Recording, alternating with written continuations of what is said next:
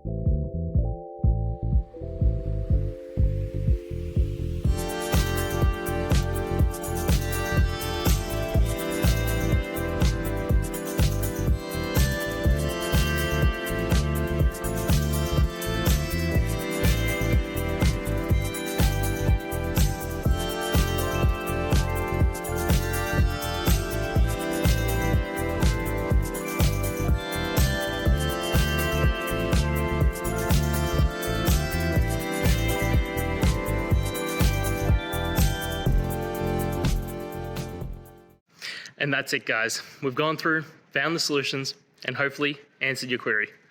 If it did, please hit subscribe. I really appreciate it. And until next time, I hope you have a good one. Cheers.